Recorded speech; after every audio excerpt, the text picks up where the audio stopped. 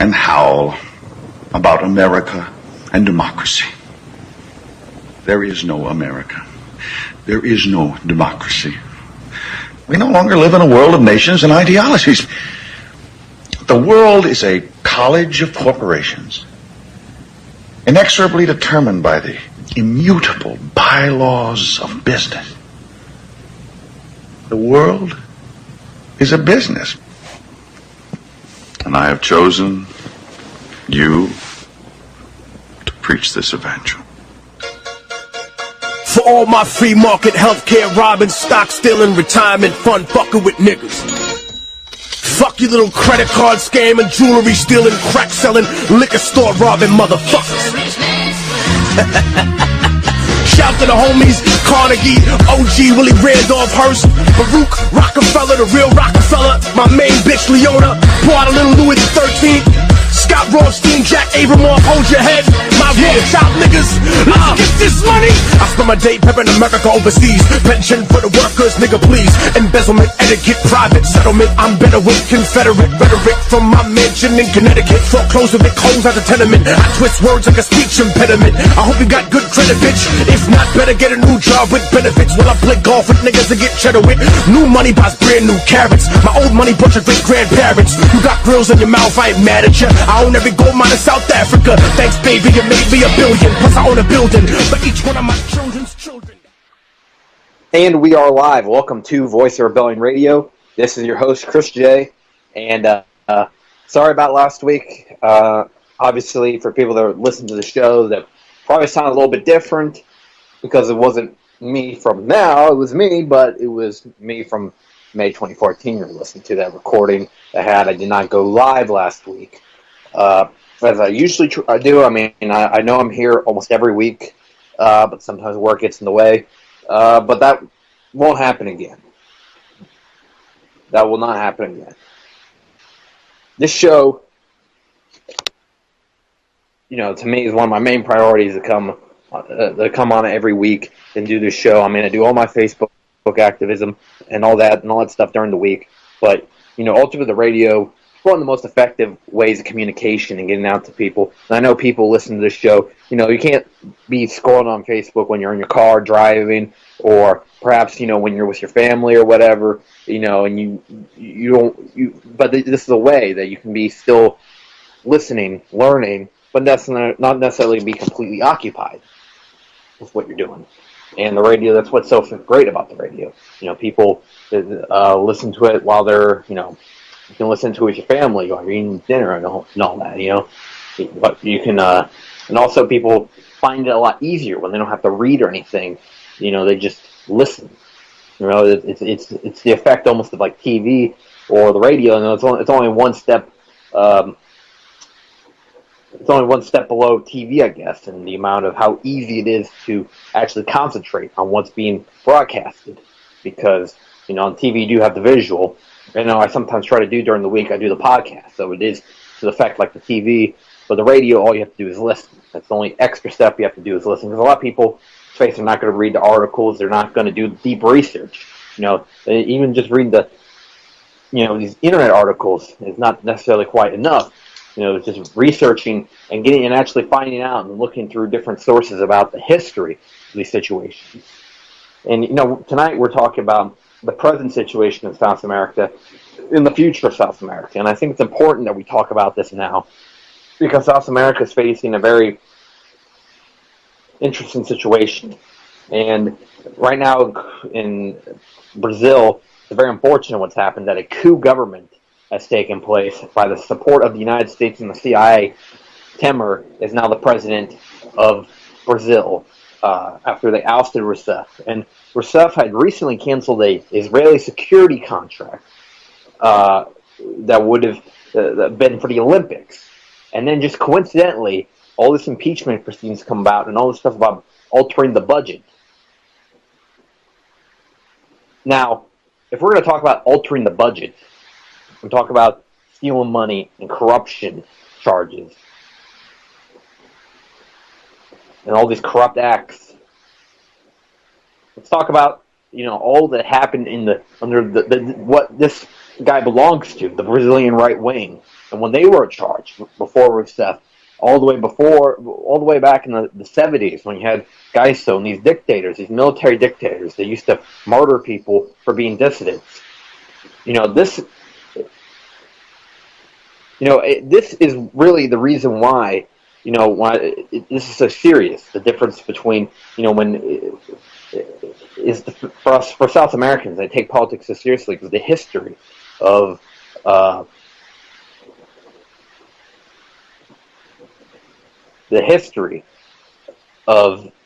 all that's happened in South America in the past. We had fascist dictatorships murdering people at the behest, pretty much at remote control by Washington, D.C.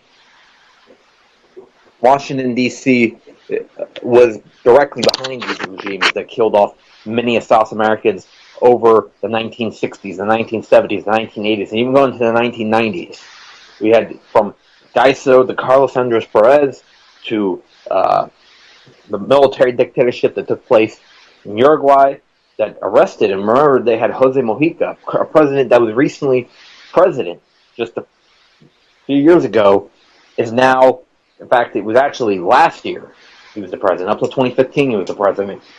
Was put in prison by the civic military dictatorship, as they called it, for 27 years, I believe. Or was it more than that? I think it might have been 30-something years he was in prison. I know he spent a similar amount of time as like Nelson Mandela spent in prison by the military dictatorship, as he was involved or was suspected to be involved with guerrilla activities back then. And this guy, it's kind of now how times have changed. With just the president, not just a few years ago, but last year, he became the president after all the shit that went down of him being thrown in prison by the right-wing dictatorship. And Mujica did a lot in his presidency, and he was known as being the most humble president maybe in the world for his for example, one time he was seen taking a picture of him waiting in a hospital, in a public hospital, waiting his turn like everyone else. Or the fact that he didn't have a presidential limousine. He had a Volkswagen Beetle, and he didn't have a driver. He drove the car himself. He didn't wear suits and ties. He wore normal clothes, like a commoner, a normal person in Uruguay. He received a salary of, what was it, I believe, $12,000 a month. Was it that high? I think it was something like that. Yeah, it was about $12,000 a month. But the thing is, he donated, I think, 90 or 95% of it. I think 90% of it he donated to charity.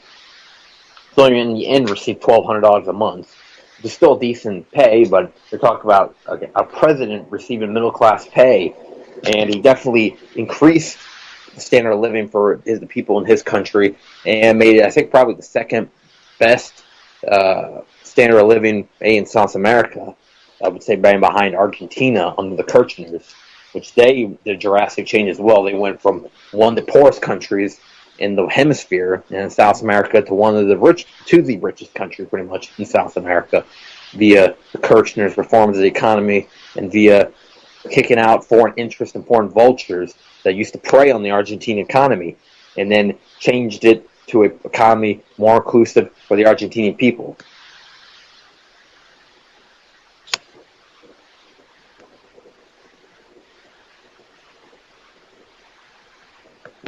As well, we need to also look at the future of the situation in South America and what is this all going to ultimately turn into.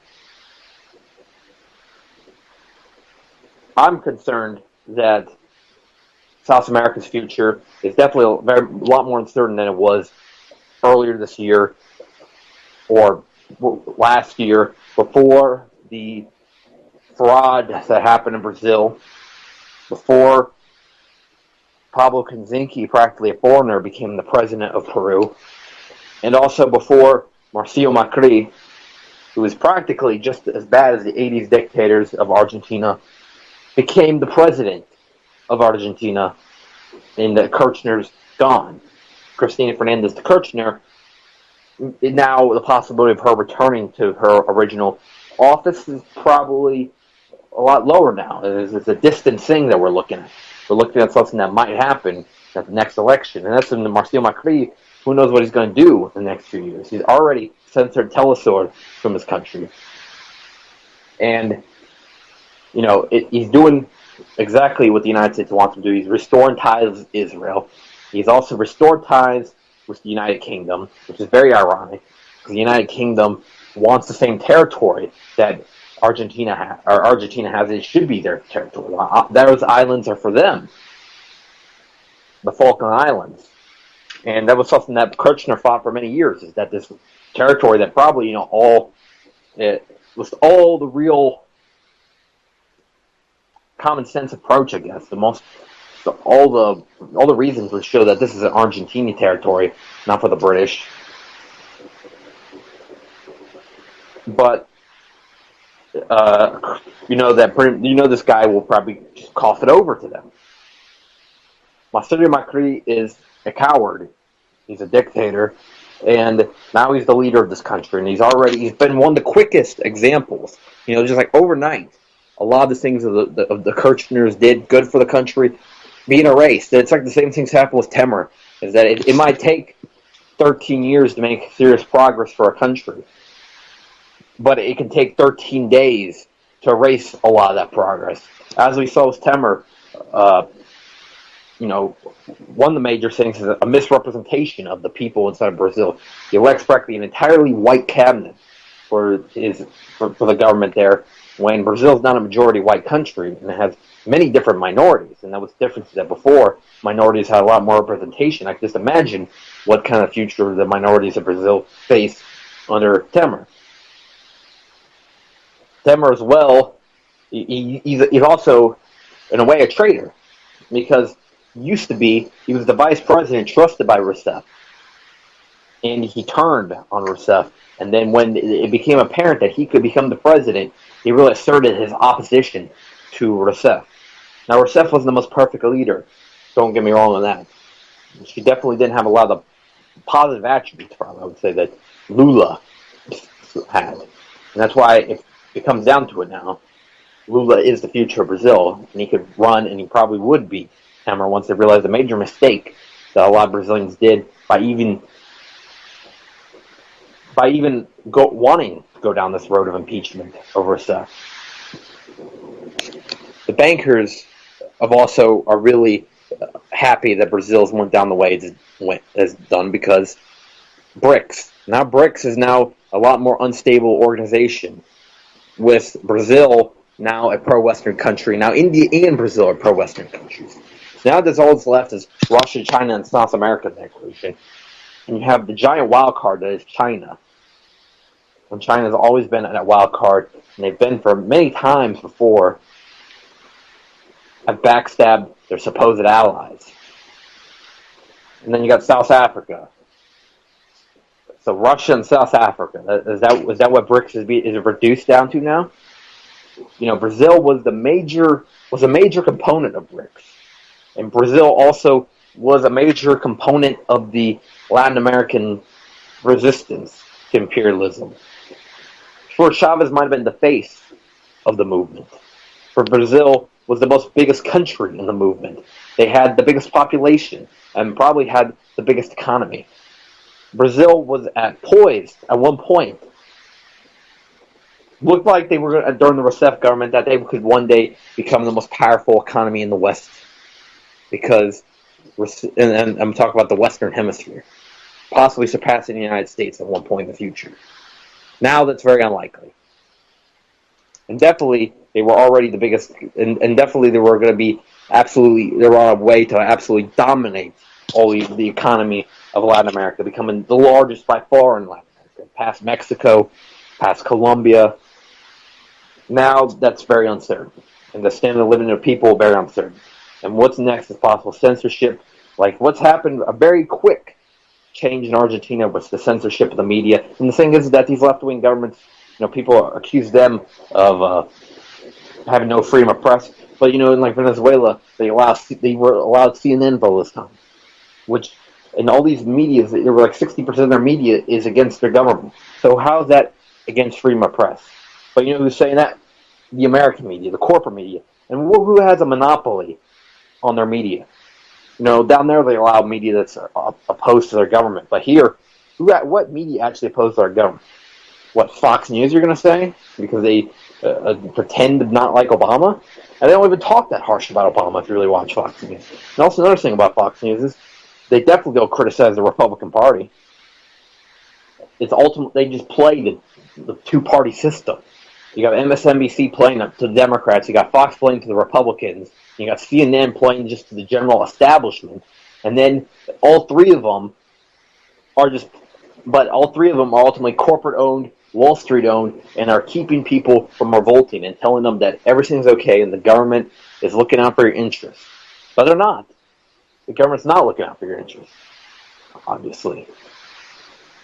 It goes a little bit more also than just the fact of that they're cutting food stamps or that they are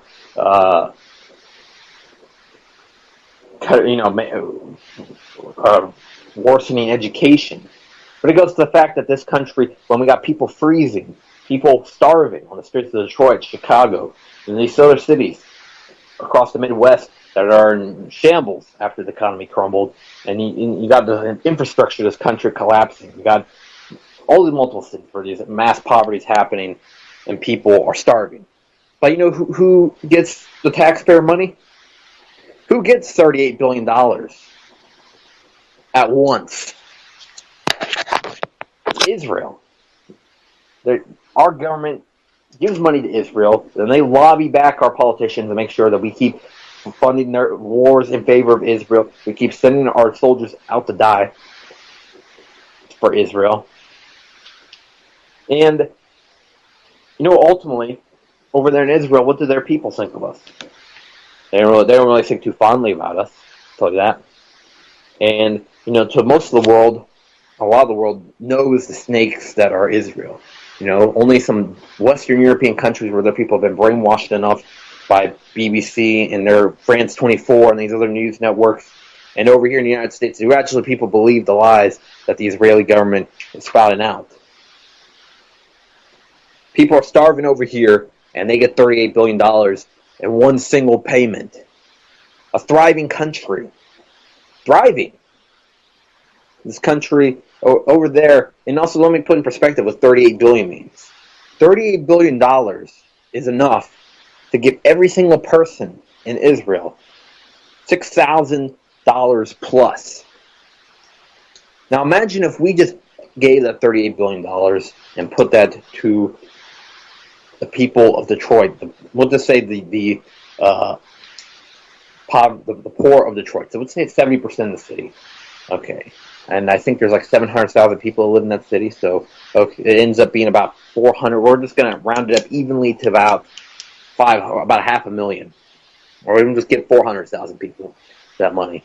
So let's imagine what 400,000 people receiving $38 billion.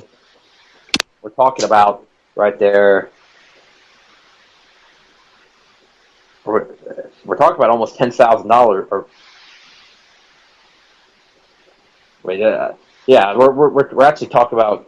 I feel like my math is a little bit off on this one. Wait, see, what would that?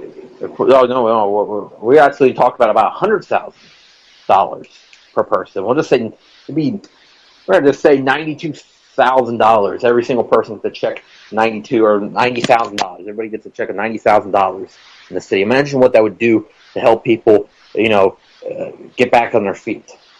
But no, Israel gets this money so they can continue dropping more bombs on the Palestinian people who are defenseless. They don't have a military. This is a genocide. Every time that the Israelis call it a war, that's a lie. It's not a war. A war would say there's combatants on the other side. They're actually firing back. And there are some combatants, but the thing is that they're so small, the population, that they kill 80% civilians in every conflict that they get involved with, it seems like. And then that's a conflict. And then there's all this killing in between. And it's not like they're killing combatants in between. There's a ton of civilians that are getting killed. Maybe a few combatants here and there, but a ton of civilians. We're talking about, there's estimates that say that over the last 70 years, we've had just 2,000 killed in 1 month in 2014.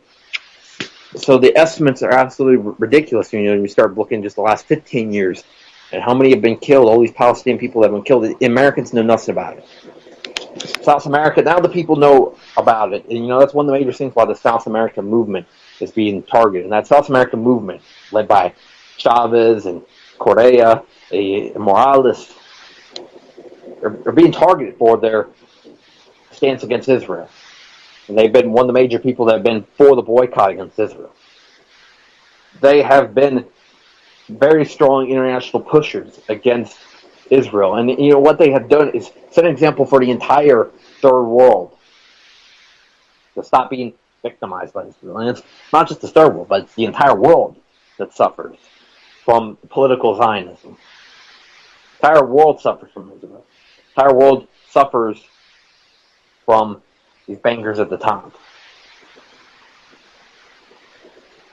Anywhere, any country where the bankers are allowed in, they suffer. And the only way, the one thing we need to look at with South America is is how much these guys seem to have been attacked. And, they were attacked by the media.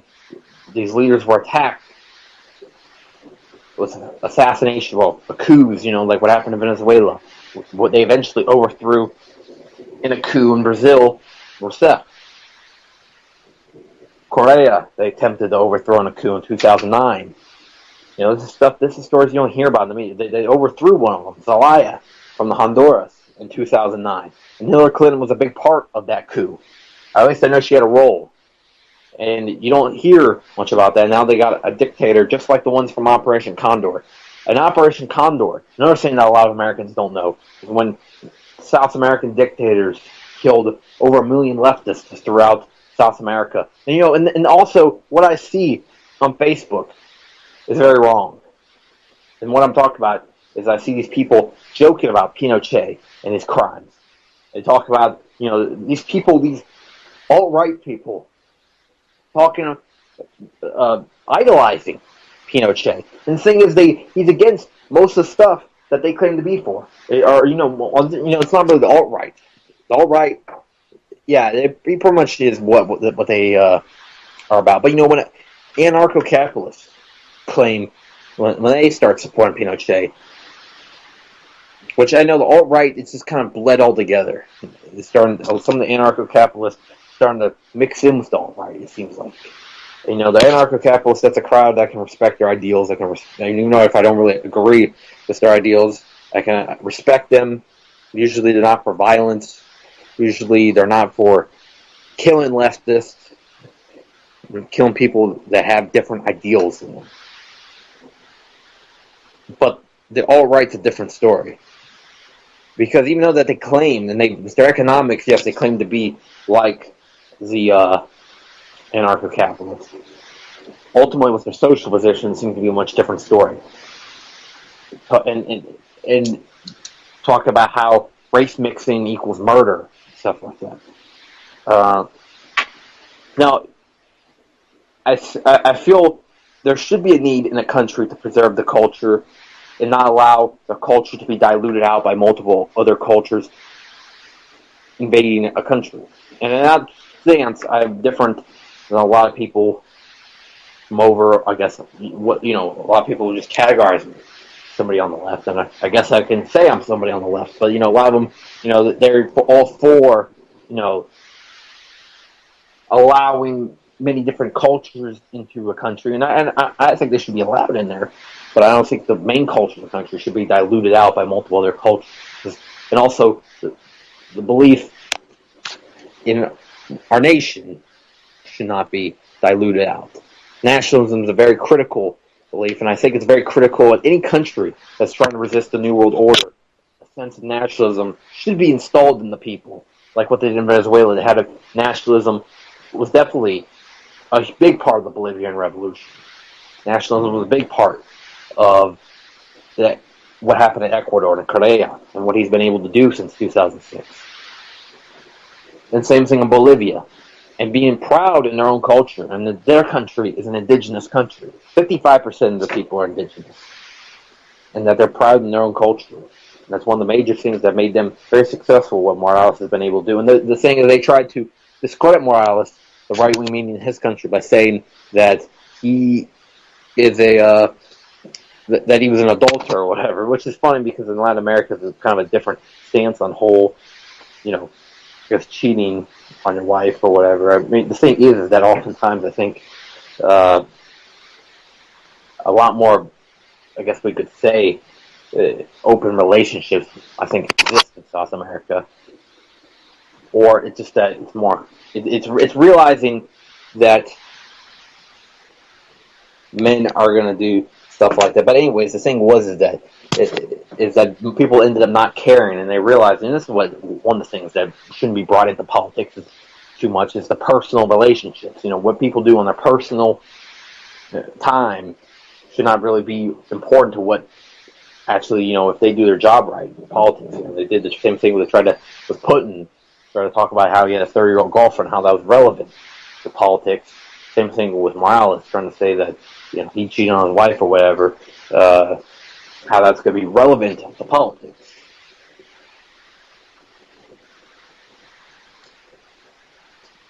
Relevant to Bolivia and their politics. But going back to what I was talking about, is that people, there is, the whole, I see this now, this whole trend on the internet of, idolizing Pinochet came about, and I guess it is really it was an alt-right thing that now some anarcho-capitalists are doing, and he didn't stand for any of the things that anarcho-capitalists claim to stand for. He was a very strong, he had a very big government, and it wasn't free market by any means. What ultimately happened was that some big corporations got some deals with the Pinochet government, and they became very strong because of it. And the privatization of everything was disastrous in Chile. It led to mass poverty throughout the country, and also this idea that Pinochet was not violent of any sort. I mean, that's what anarcho-capitalists claim to be. He's not violent. He was very violent. He killed his dissidents. He threw, and I see people joke about throwing people out of helicopters. Well, that's pretty violent. You're murdering people. Murdering people disagree with you. And the country was going to go in a much better direction with Salvador Allende. And Salvador Allende was overthrowing a coup by the United States government. And who supported that coup in the United States government? Henry Kissinger, who was one of the main people in the New World Order. Henry Kissinger supported that coup just like he supported the use of sarin gas in Vietnam, the bombing of heavily populated areas in Vietnam, and using chemical weapons, not just sarin gas, the United States government, we'll talk about what happened over there in Vietnam. The United States government also used Agent Orange, which caused tons of deformities, but he supported the use of sarin gas there. And the U.S. government used Agent Orange and probably a plethora, I can imagine, some chemical weapons, but I know definitely Agent Orange. And he supported the use of sarin gas, the bombing of their heavily populated areas there. And he had an influence all the way. He still has an influence on our government now via the Bilderberg Committee, which he's involved in. But he was, officially in the government, I think, from 1972 to 2010. Bilderberg Committee later, U.S. government 72 to 10, then Bilderberg Committee later. Kissinger is really one of those people that you think of as just pure evil. This guy is deceiving. It's like Benjamin Netanyahu. You see him, in his look that he gives. It was one of the creepiest things that I saw was that one time in the 2015 United Nations General Assembly, with Netanyahu staring down the crowd for like 45 seconds. He's always known for his antics, and that was one of the creepier ones. There's also some of his more childish antics that he's shown, like that one time when he shows this picture of a bomb and it's like a cartoon drawing, and trying to scare people about Iran and their nuclear capabilities. It's they got to do a little bit better than show us a scary picture of a bomb, and there was like a line that says they're 85% done. Not a very convincing graphic.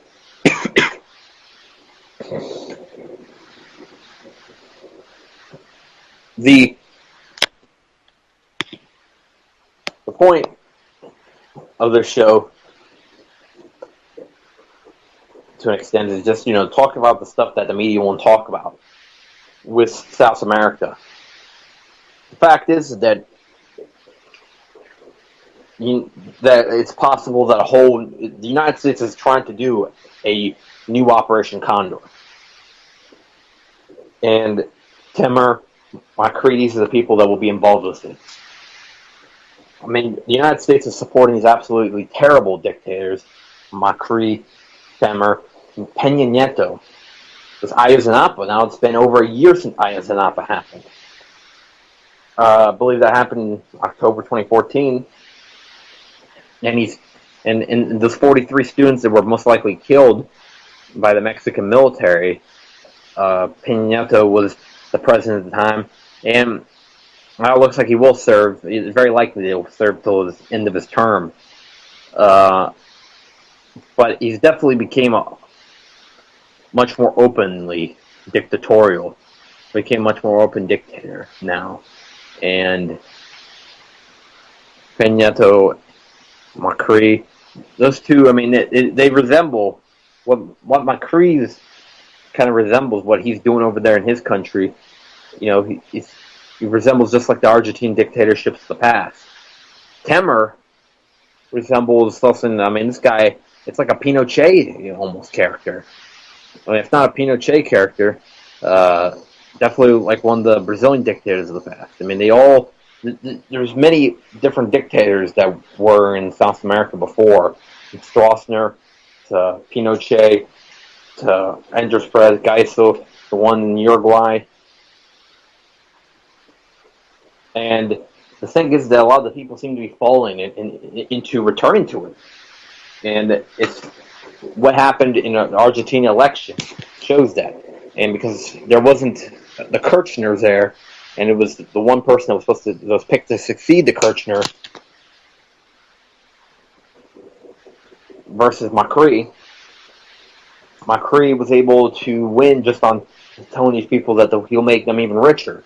But what's going to happen is that they're going to get much poorer, and there's going to be a lot less freer than they were then under the Kirchners. I mean, they're going to go back to the 90s policies, the same ones that caused the economy to collapse in 2001. In 2001, the Argentine economy collapsed. There was a run on the banks. It was absolutely terrible. And it ended up with like 70% of their people were in poverty, and like 25% of them were in abstract poverty. Now the numbers were reduced down with the Kirchners.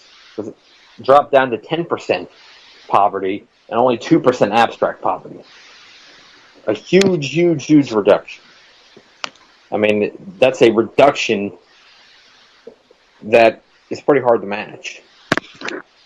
I mean, I think that it was only ones that might have beat. I know Venezuela and Bolivia had the highest poverty reductions of their leaders. Venezuela number 2 was Chavez, and number 1 was Morales. And that was another country that was in ruins in the 90s. I mean, Venezuela in 1998 wasn't looking too good. With Caldera coming to an end, finally they decided to go for some change, and Chavez won. But at that time, a lot of people were living in slums in Caracas. The country was at a lot of turbulent times. I mean, they had a very corrupt dictator who had ran the country on and off for many years. And really, I mean, ultimately, Andrés Pérez, when he first came in, I think was in the 80s, all the way up to 98, really, he was in charge. Because ultimately, Caldera was just like, the leaders in between were just like intermediary leaders. Ultimately, it was the Andrés Pérez dictatorship. And ultimately, Andrés Pérez ran to Miami, where he spent the last years. That's what things that happened with a lot of these Latin American dictators, that eventually when they are forced to leave the country, that they leave the country and then they exile somewhere else, spend their time in exile in some place where they are safe. Like what happened to Pinochet. I think he spent a lot of his last years in the UK, and Batista spent his last years in Spain, where then Franco held them at the time. He tried to go to Trujillo, the Dominican Republic, but I guess he wouldn't take them. And then he ran the Salazar in Portugal, where from there he went to Franco in Spain. All three of those dictators are fascist dictators, I just mentioned, which were considered Cold War allies. Even though the fact that Franco was a big-time ally of Hitler during World War II, and even though he was technically neutral, he was pro-Nazi. And Franco was no, he claimed to have been a nationalist, but at the same time, he just was a part of NATO. He supported the United States government, and but what the United States government's heavily connected to, Israel. So, I mean, connected.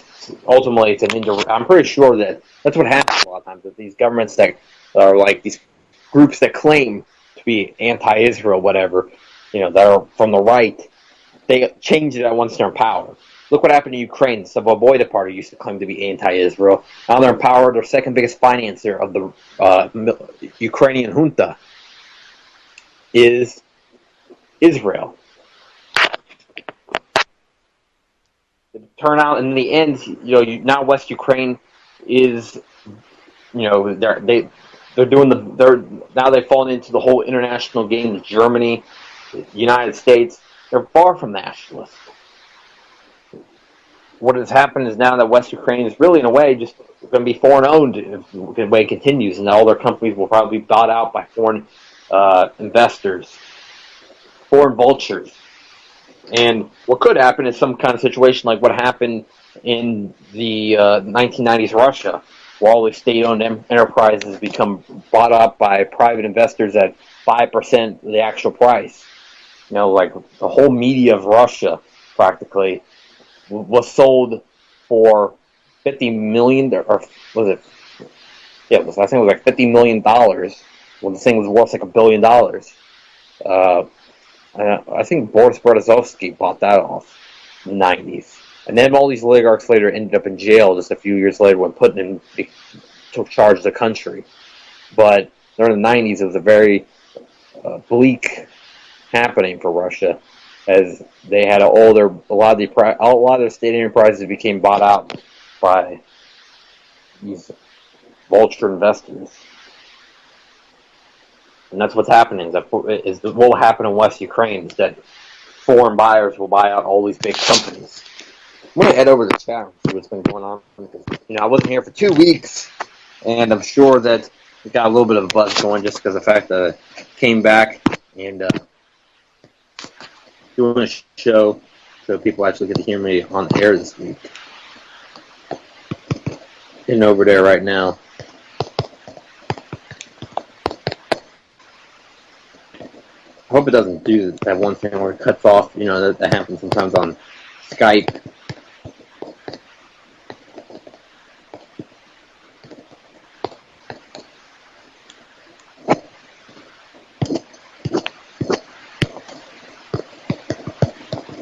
Where it cuts off when it goes on the browser. I mean, it might just be the cheap tablet I use. I don't know, but also gets always nice to see what kind of conversations are going on in the chat room.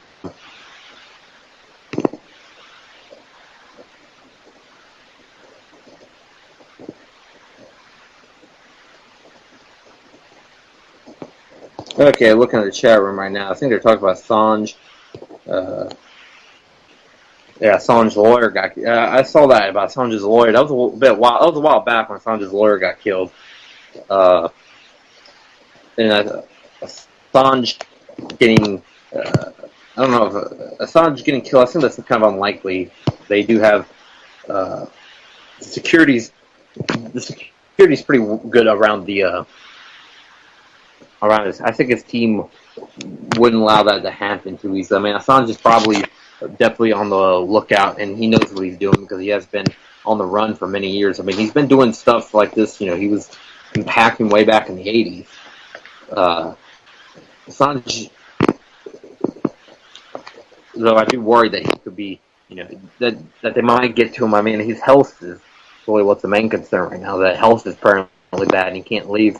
And there could be a potential that Assange doesn't make it before he's able to get to Ecuador, where he has asylum.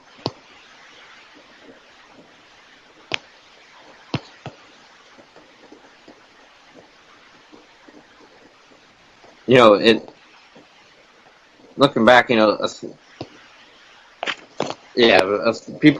looking back at the chat room, people are all freaking out, thinking that Assange was dead. But I think that Assange's, if there were, Assange has made it this far. It's been already 4 years or so. He's been in there in the embassy, which is pretty surprising. You think that Assange would have, what he's done is that they'd be about ready to take him out. He's more influential in many ways than even Snowden. Snowden made some leaks about the NSA, but Assange just keeps putting out more leaks. And Snowden has put out more leaks as well. But Assange's status of whistleblower might be higher than Snowden's. I would say actually, but in some way Snowden's higher. I would say they're about equal. Assange, Snowden, and they have, of course, Bradley Manning's now on it. Is now in jail, and I heard that's what's bad to hear is that Bradley Manning's been treated pretty bad in prison, and he goes back, and people will call me crazy for believing so, but just hear me out on this. That I don't believe that Bradley Manning necessarily is a transgender. And I think that ultimately the government might have done something. They might have gave him drugs in order for him to start feeling that way. If they gave him a lot of estrogen, or that gave him drugs that might just put him off into a kind of messed with his mind, because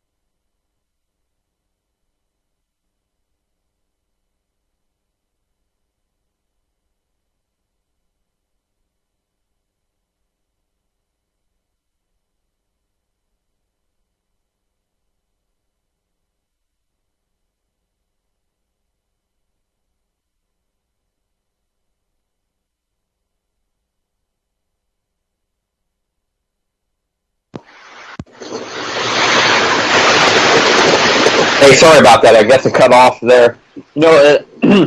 We start talking about, here's what I was talking about right now. That with the staffs of whistleblowers, Assange, Snowden, we hear about them quite a bit and what the government's done to try to kill them or put them in jail. But, kind of forget about sometimes, I guess, Bradley Manning. And it's sad that they got him and put him in jail. But, and I say Bradley Manning, some people are going to probably, here's what I got to say about the whole thing about him turning into a woman, is I believe that could have been not exactly his choice. And what I mean by that is that I don't think that Bradley Manning's necessarily transgender. I think that Bradley Manning might have been drugged, might have been tortured, and that they have and they could have had him believing that. They have these drugs that can really mess with people's minds. With all kinds of stuff. And imagine what the government has in their disposal. They could just have gave him simply a lot of estrogen. I'm sure that would definitely change how a person feels. Because what it does, and why would it do that? What it does ultimately is makes him discredited against a lot of his fans, I would guess. Around the world, there's definitely not that same amount of acceptance amongst people like that, transgenders, as there are in the United States. A lot of his international fans, now they're going to have a little bit different opinion. In Russia, he had a lot of fans. But, it's definitely not exactly accepted over there. It's a little bit more of a socially conservative culture. And same thing around the world, in South America and other countries. It's different culture. They're more socially conservative, and that's not exactly accepted. So I think that could have been the reason why they've done that. And also, I'm just going to put out this simple question out there: is how the hell we know that any of this is even true? Because Bradley Manning's locked away in some cell somewhere where we can't see him, and there's very few people are even seeing him. Some of the people in the cell, in the prisons, to actually watch him, the wardens and the guards, but none of us civilians are actually out there to see what's, how Manning's doing. I think that it's possible the Manning is possibly, that the whole Manning transgender thing might have been something that was kind of engineered.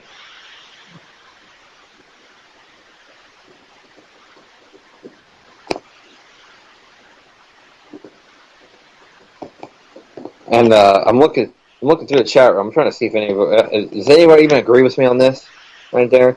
Is that, because I brought this up before, and I had I brought this up before, and somebody tried to make me seem like I was totally crazy, and that this is completely baseless.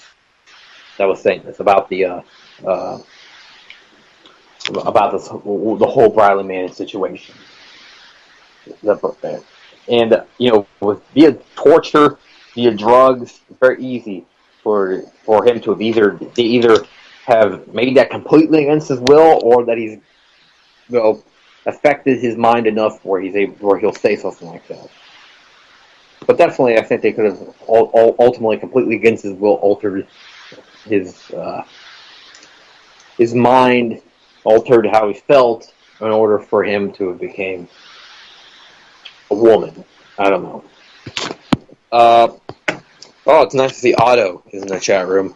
So we got now the whole chat room is going, and talk about South America. The situation in some of these countries is definitely deteriorating now. In Argentina, it's deteriorating. And I have actually a Facebook friend there.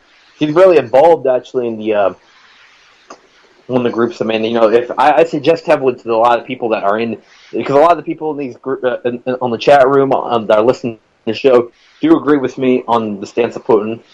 And there's two different Putin groups that I belong to on Facebook. And it just becomes a general, really, room we'll talk about politics. The Putin fan club is more about honoring Putin and his achievements as a leader, but the Vladimir Putin fight against a few different things like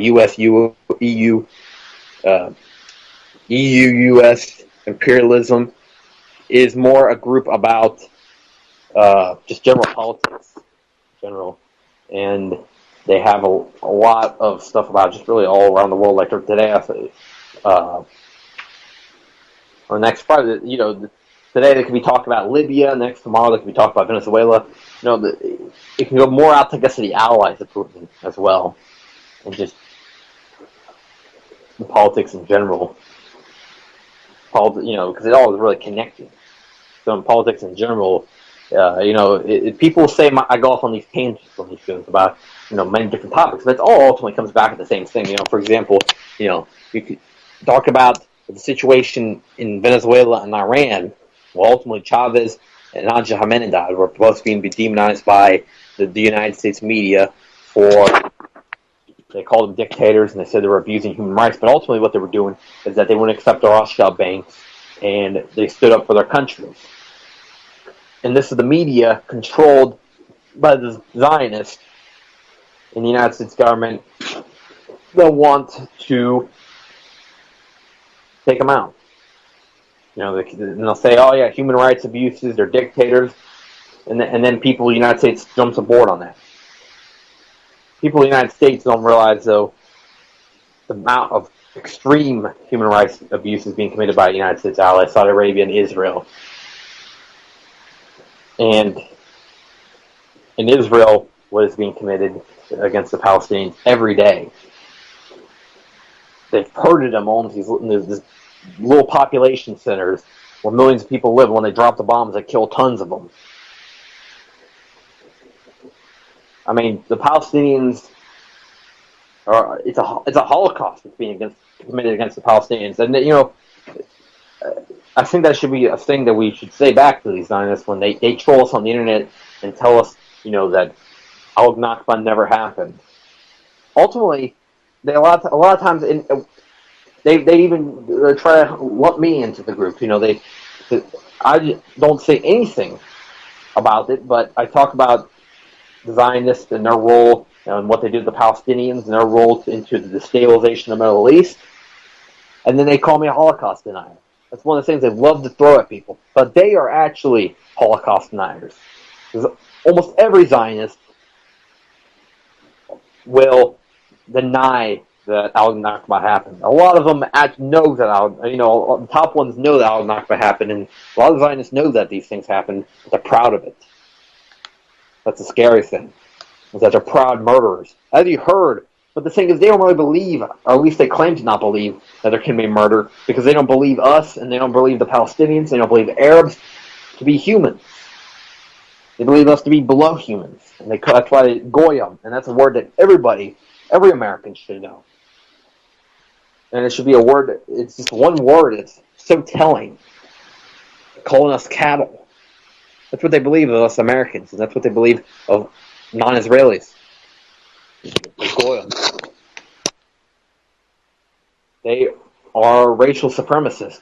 And the same people that have pushed this idea in the United States of that, one of the major groups is the ADL that loves to call anybody that criticizes Israel an anti-Semite. And they love to call people bigots and racist and all that. You're an anti-Semite, you're a racist. But the truth is that they're the ones that are racist. And ADL, they even put one of the people I've interviewed, Tom Lacovara Stewart, on their list, I believe. I'm probably one day, a lot of us radio hosts will probably be up there one day. And the thing is, should we look at it as a bad thing, or we should look at it that we've gotten the attention of we've gotten attention of the bankers. Our influences, we're actually getting out to some people because they're actually worried if they put us on that list. I'm going to check back up the chat room and see what's going on.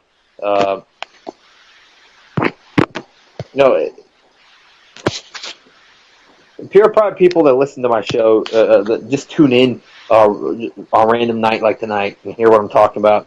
So just hear me going on about whatever, going over here, going over there, and talk about a few different things. They probably just tune into that part, and they probably think I'm a racist or whatever. And that here's one thing I should bring up is that a lot you can even I talk about the Black Panther movement. I talk about the Native American struggle, but they make it seem like automatically that if you are against Israel, you're white supremacist. And to white supremacists, I don't agree with white supremacists. Like I said, the alt-right, I believe that whole race mix and stuff, stupid. It's stupid that that they actually believe that's something that matters. Race mixing. It's like it's them caring about where people they're sticking. You know, it's not an important thing. What is important is cultures being destroyed. When a country's culture gets destroyed because it gets diluted out by other cultures, now that's nothing to worry about.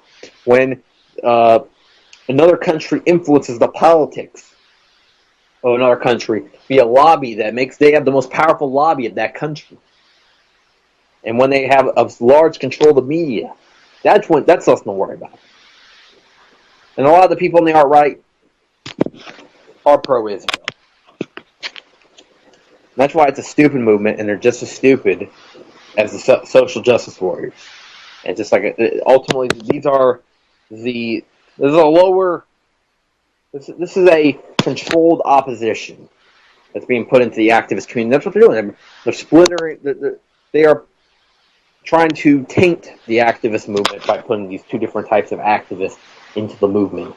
But to us real activists, we're going to stick to actually talk about real activism. Wow, so you see how quick, talking, just doing all my rants and all that. It's almost 10 o'clock. I've talked quite a bit about South America, so it's not like I've been completely off topic today, but I've gotten some stuff out about South America. Otto, totally, I'm total racist, apparently. And of course, the chat room people should know, and the people that listen to the show know that I'm not racist. I'm actually, for one, I would say that I've actually taken it a little bit a step further than I've definitely comparison with the other people in the alternative media. But then again, now we're talking about going into like Alex Jones and all that, and those kind of people. Is that this Alex Jones, and I really do suspect him, that he could claim that he's not racist or whatnot, but at the same time, I mean, I think didn't he bring some guy that like was like he's pretty much, when it comes to Mexicans, that's the main one I've seen. He likes Trump, but he brought on this guy that was like, he had like I'm pretty sure he got off by killing Mexicans or something like that at the border. He was like a self-proclaimed militiaman or whatever. But that was, and there's a difference between, militiaman and protecting, getting ready for the government stomping on, going down the streets and knocking on people's doors. But, the militia, these people that, that just go to the border, and it's not really I don't think they really even care too much about the whole concept, is more much that they're just looking for, they just like the action, they're looking for an easy kill.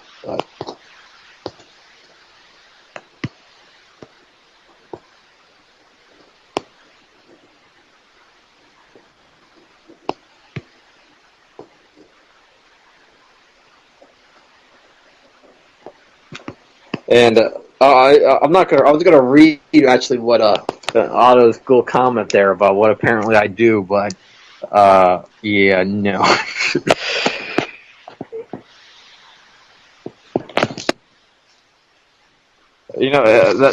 That should be the whole thing, and that this whole ridiculousness of this last week or so of the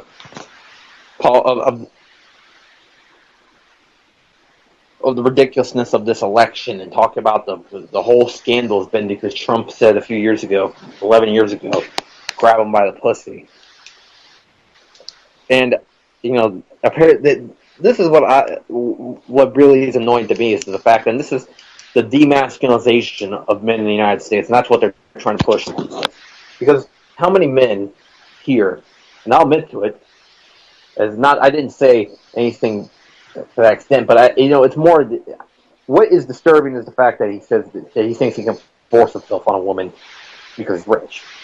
But I think some people they almost get offended because he even used the word pussy in reference to a vagina, and it does speak a little bit to the fact that I think men are being demasculinized in this country, because honestly, demasculinized men don't revolt. Now, of course, I don't support what Trump said because it is wrong, and this is the problem. One of the big problems is the billionaires think they can get away with anything, including sexual assault. But and there's been cases with these multimillionaires and such that have been involved with sexual assault or whatever, and they get a light case. They ultimately get 1 year or so or less. They get probation a lot of times because they were rich and they had the lawyers.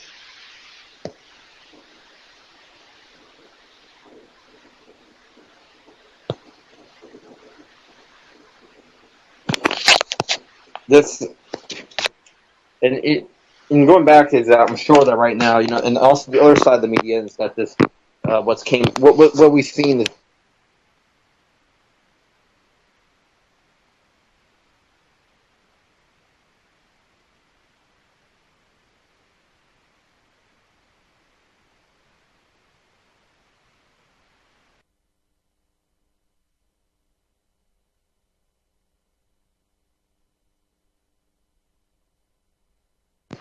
Oh, sorry about that. I guess I dropped off again.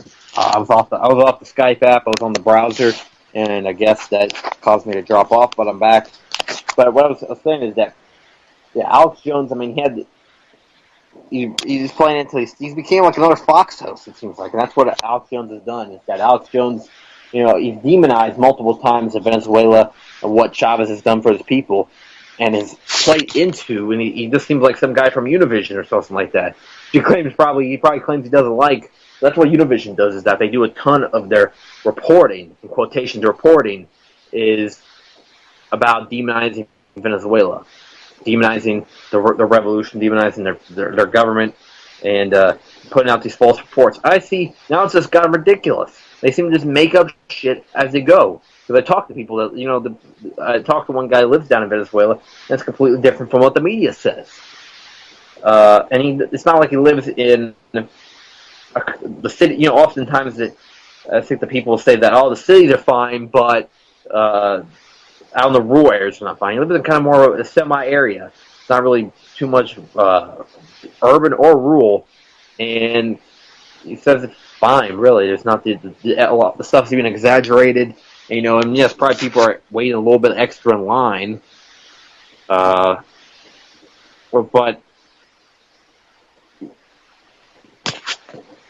it's acting like this kind of stuff never has happened in the United States, is for one. And this is one other thing that irks me about some people that I see on Facebook, is that people claim to be, they'll say that our government's so terrible and that our country is in big trouble because of our government, but then later on we'll say, hey, be glad that we have our system that we have here in the United States, and we don't have the Venezuelan system, because at least we have food on our shelves. So the truth is that our government is causing the shortages. The sanctions are causing the shortages, and they're being exaggerated. And people are not rummaging through dumpsters, or if there are, it's isolated instances here and there in Venezuela. And there's a part of it's also from the oil drought. And yes, there's a little bit incompetence from Maduro also mixed into the equation. But it's definitely not 100%. People try to blame Chavez in the first place. If Chavez would lead the country, they would be, still alive. Their country would be absolutely fine right now, and I think they would have actually been thriving up to the oil drought started, and they would have been at a way better spot where they are now, and had a much brighter future to look at. Right now there's a lot of Maduro just doesn't have the character, I guess, the strongman character, to deal with all the threats that Venezuela faces, from Santos in Colombia to paramilitaries to terrorists in his country that are being financed by the United States. Alex Jones demonized Venezuela heavily, and Alex Jones bringing on this guy that has the. That's one thing that I remember clearly. It's funny though. It's one guy that now I'm pretty sure his best buddies with Alex Jones was bringing this up. Is that apparently, he had this guy that I'm pretty sure, like I said, it's not really about the concept of it. It's both. They use that. They say, oh, I'm just defending our precious borders or whatever. But ultimately, they would never even. The government comes knocking at their doorstep. I don't know if they would actually fight back, but some unarmed Mexicans out in the desert just trying to escape that hellhole that our government's created for them by the drug war that we started down there and that our government gives guns to and they are running from. Yeah, they love to pop those guys. You know, apparently that's what this guy was about. Is this guy was killing illegal immigrants trying to cross the border, and ultimately was just pretty much a Nazi. I mean, and Alex Jones had him on. And then Alex Jones, and that part of the alternative media has turned into just like the mainstream media. It's an addition to Fox News, and then it was like Senko Gores became like addition to MSNBC, which I believe he used to be part of MSNBC. He acts like he's different now, but Senko Gore any criticism about Hillary Clinton, and he starts freaking out and starts calling people racist and bigots and all that. Senko Gore is also a Turkish. He's a Turkish apologist, and for example, I believe he claimed that the Armenian genocide never happened. Which actually, what he's being an apologist for is crypto Jews, kind of like the Bolsheviks, I guess you could say, in a way, where or what they've been accused of in Russia, they were doing in Turkey, and they were killing. They were fighting against the Ottoman Empire. At the same time, they were killing Armenian Christians, and the Young Turks were a political movement that was seeking to take charge during the 1910s, and they're in a way really just supported by the Allies. They're almost like the Syrian rebels, or you could say. The Syrian rebels are a Western-supported group to take down the Syrian government, and they're committing many kinds of genocide against minorities of the country. And that's why the minorities of the country have flocked to the Assad regime in order for safety. And a lot of them have picked up guns in order to defend their populations. The Kurdish population, the Sunni, Shia, Alawite minority, which are, that's what Assad belongs to. But the Kurdish, the Alawites, the Palestinians, the Christians, of course, the Christians are being crucified by the Syrian rebels. The Syrian rebels, and I keep hearing all this talk about it, and and a little bit came out about throughout this election, but the Syrian rebels are terrorists. And I have a couple friends over there in Syria, and most people in Syria are very much aware of what the United States government has pulled on them, and that they have denounced the leader the popular leader, and supported terrorists that very few of the population even support. 70% of the people in the country support the Syrian government. And there is an opposition in Syria, but it's not the ones out on the streets with guns. It's the political opposition inside of the Syrian government. But the ones out or inside the Syrian parliament, the ones on the streets, those guys are just terrorists, plain and simple. They're killing people. They're hiding behind civilian populations and getting so many people killed. That's why the tally of this war is so high. That's why so many people have been killed, because the Syrian rebels hide in the civilian populations. Aleppo is a complete disaster zone. And to anyone considering joining the military, that's your future, is going into Syria and killing people in favor of Islamic terrorists. And if that's what you want to do, you're a shithead. And I am saying this to all the people that could be potentially listening that went to high school with me and are considering a career in the military, and I just wanted to check out my show for 1 week and see what I talk about. And that's what I think, honestly, is that I'm not going to mince words. I'm not going to say, oh, I still support your decision to be in the military. No, this military, what they're going to be doing over there and what they're going to be doing here by coming against our own Americans and going town to town for martial law, door to door for martial law. When that happens, and people see you in a United States military outfit, and you're committing you're committing crimes against the people of against the people of the United States, people of the United States are going to fire back, some of them. So get prepared for that. So a lot of the Second Amendment bearing Americans, they're ready and they're stocking up. and and a lot. There's going to be some, when they see the MRAP in their front yard, they might chicken out. But a lot of them, they're not that, and they're fighters. There's a lot of fighters in America. That's one thing that I know, is that revolution is possible in this country. We have a lot of brave people. This is a country with also people that came through a lot of stuff. We've came through a lot of adversity over the years. Our early years, tons of adversity. We had the British invade us in 1812, and we pushed them back. We went through a civil war. We went through, this is on our early years. And then we went through multiple attempts by the bankers to try to take over the country before ultimately they were successful in 1913. We had Andrew Jackson shoot down the bankers' plot, the second one, in order to try to install a bank inside the United States, and then they didn't try for about 80 years. Andrew Jackson, while I don't agree with everything that he did, because his policies towards the Native Americans were disastrous, but one thing he did do is that he fought back against the bankers that were trying to put a central bank inside this country. And because of that, we boomed over the next years. Going back to the early 1800s, we had Aaron Burr stop Alexander Hamilton from supporting his bankers' buddies and their plan for a bank inside the United States. There was 2 attempts before the Federal Reserve. And luckily we had patriots inside our government that stopped them both times, while it was Aaron Burr literally killing somebody, killing our corrupt treasurer in order to do it the first time. And Andrew Jackson, they tried to kill him twice. And that he didn't let that stop him.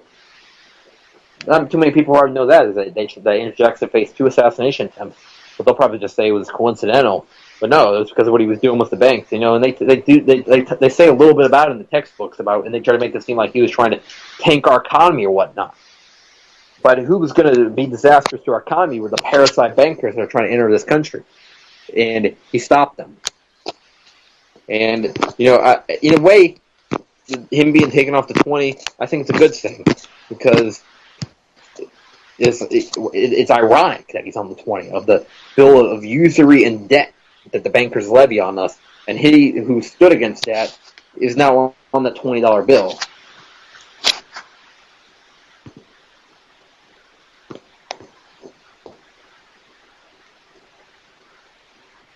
I'm looking at the chat room right now and seeing what's going on in the last few minutes. It's buzzing today. And like I said, it was going to be a good chat room today.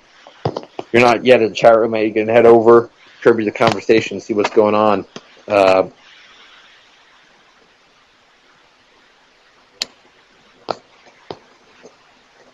And people are all this Donald Trump stuff's really going on right now. All these jokes.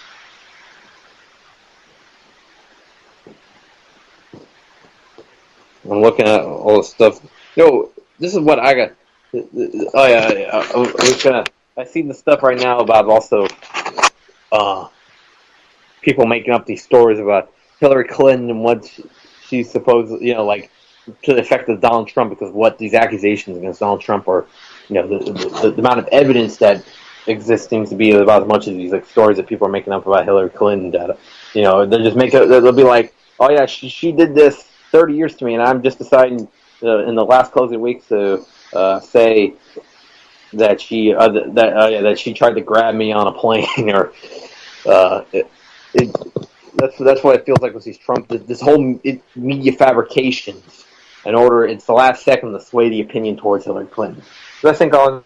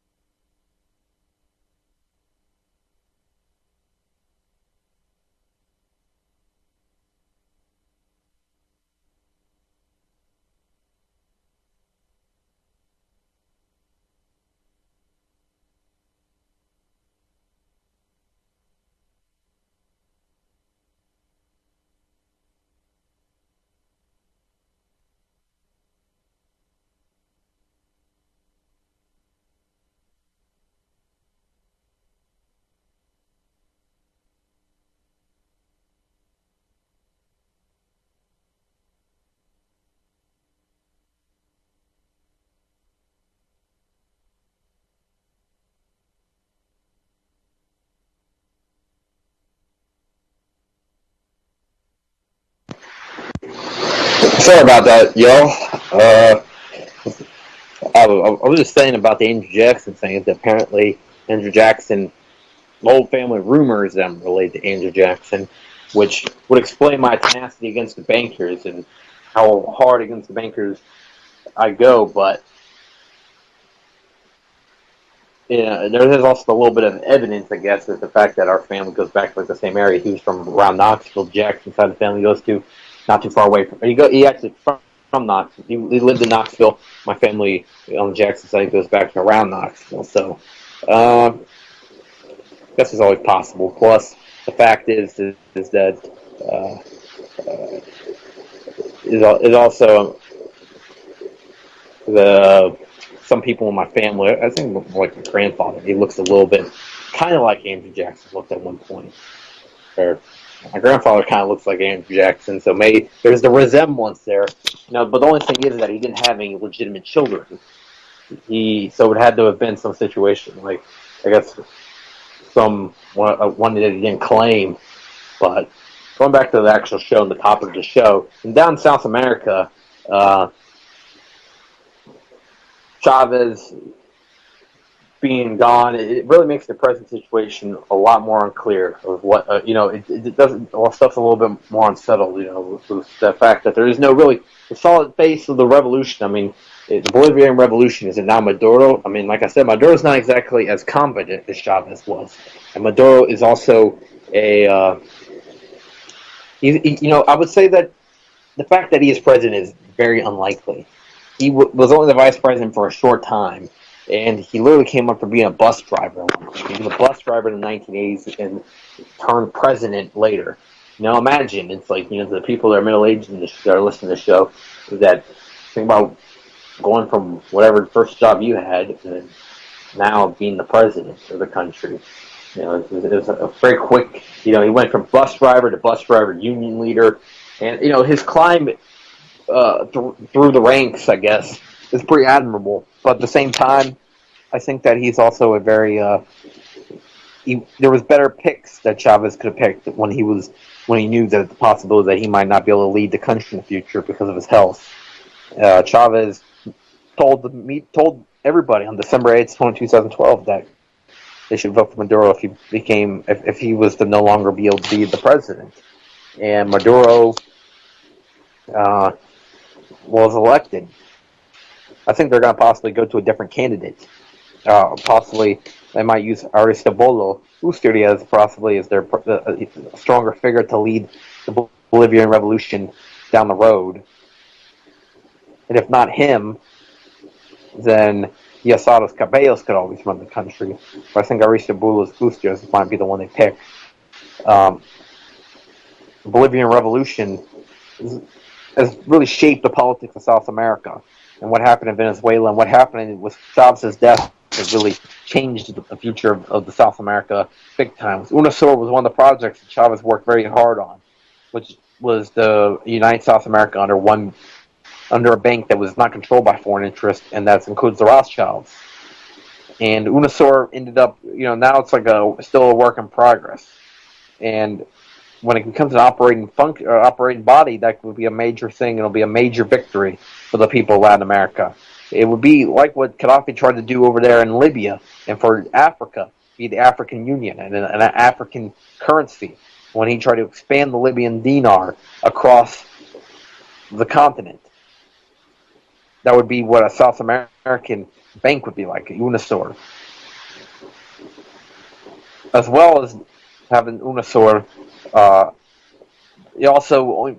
he became very close. South America became very close to being united under these progressive left-leaning leaders. Chavez, Mojica, Kirchner, Bachelet. Bachelet, you could say, she at least aligned herself. She allied herself with Venezuela and Brazil. As well, the Correa,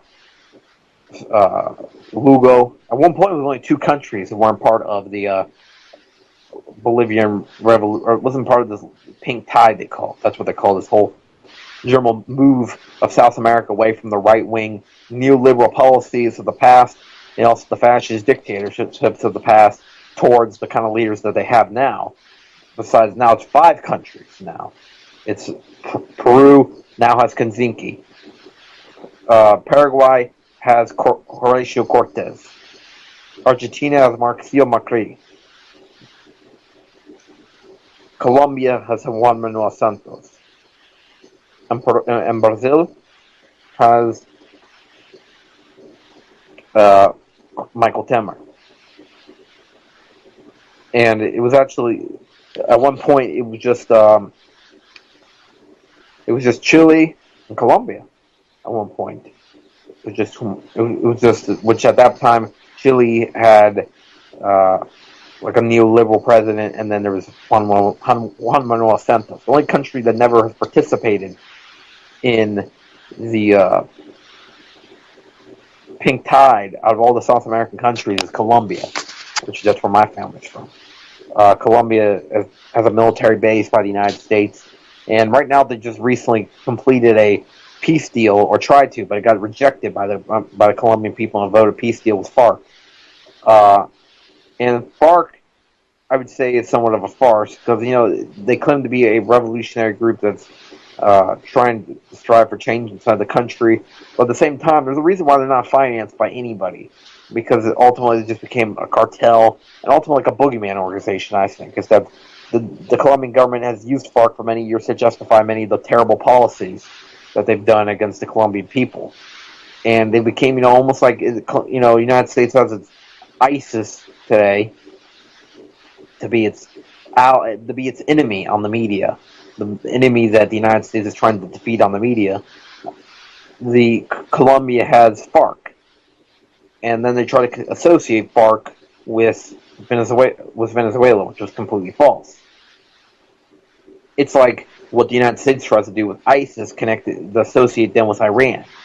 And I've seen these kind of like things. But what's interesting is that when it was brought about to the Israeli prime minister, or I think to somebody in the Israeli government, about what they would rather have in the Middle East, they said ISIS or Iran.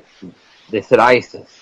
Because guess what? And he was saying the truth, so that's what Israel would rather have. ISIS was a group that they finance they definitely do train.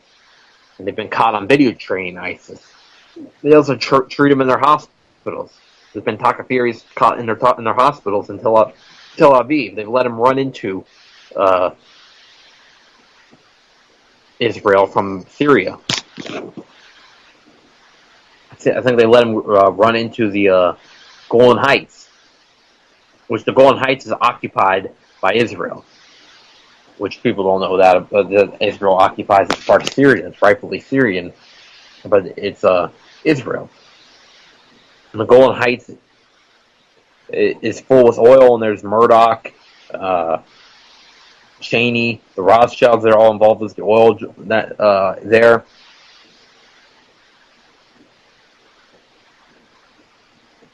And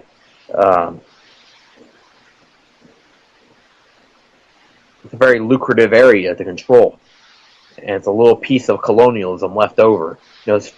Syria was a French territory all the way up to the 1920s, and nowadays you see France, a big part of the calls to remove Assad. Things haven't really changed, have they? In some ways, that the colonialism in the past still haunts today, and the colonialism, it's the same countries that used to.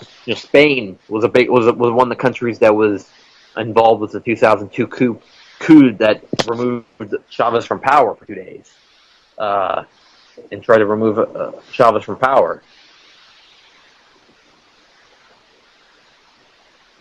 And then as well,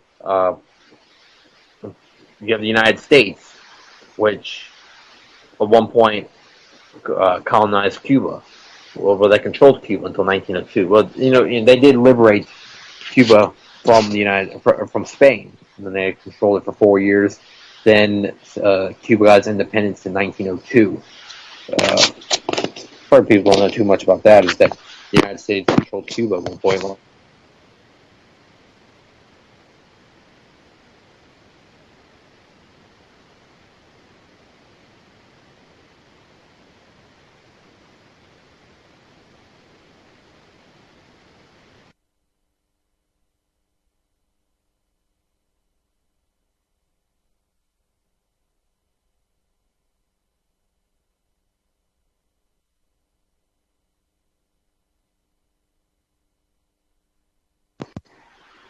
Sorry about that. I guess the audio cut off again.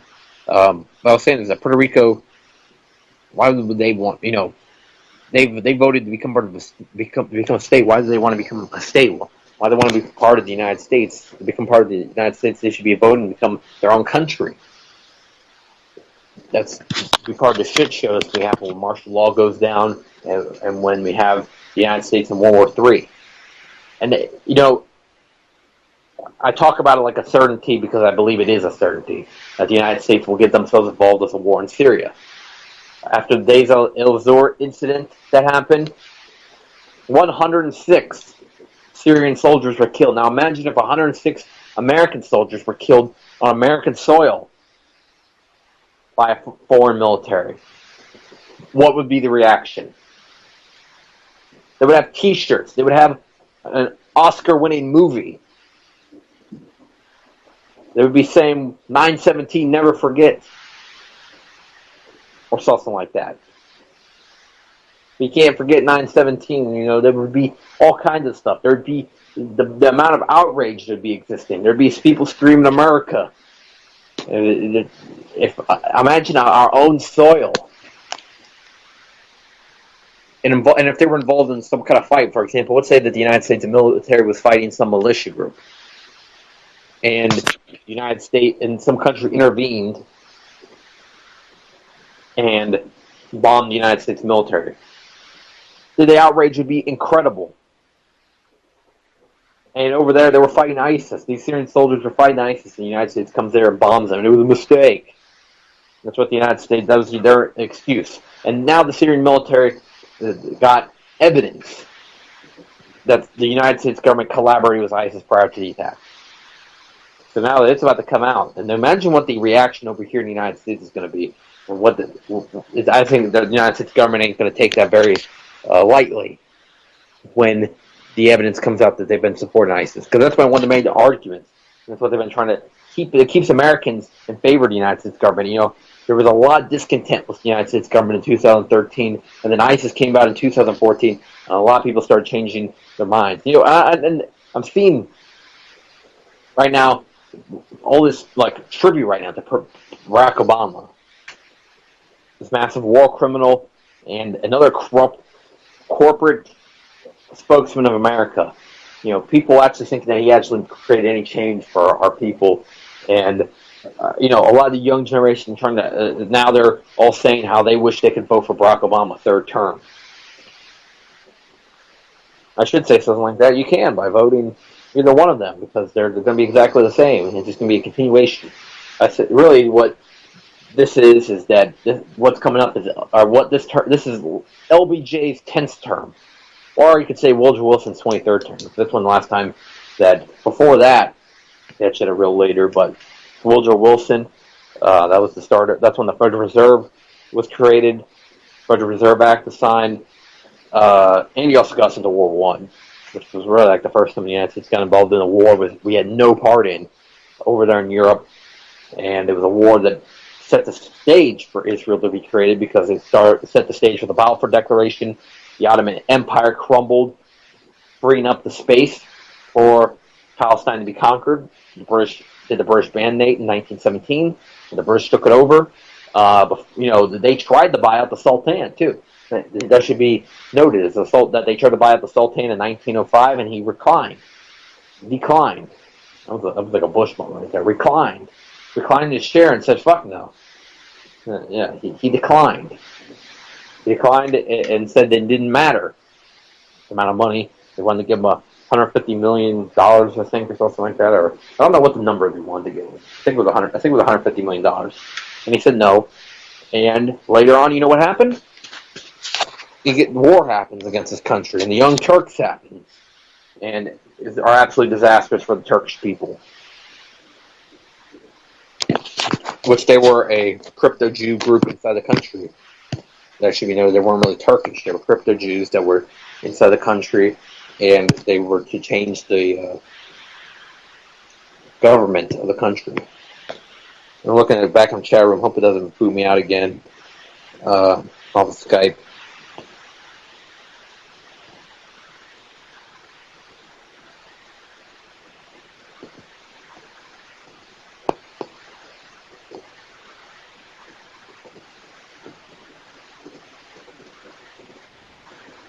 And I don't know what people would say. What people are, it says something like Franco. Let's see. I don't know what. Going back, breaking news. I'm not going to repeat that.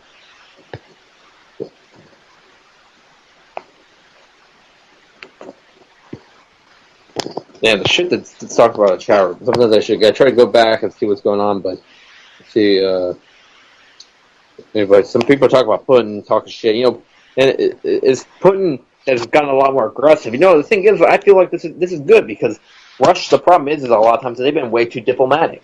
They don't say it how they say we are heavily concerned about the situation and we'll be trying to reach a diplomatic situation with this situation, but no.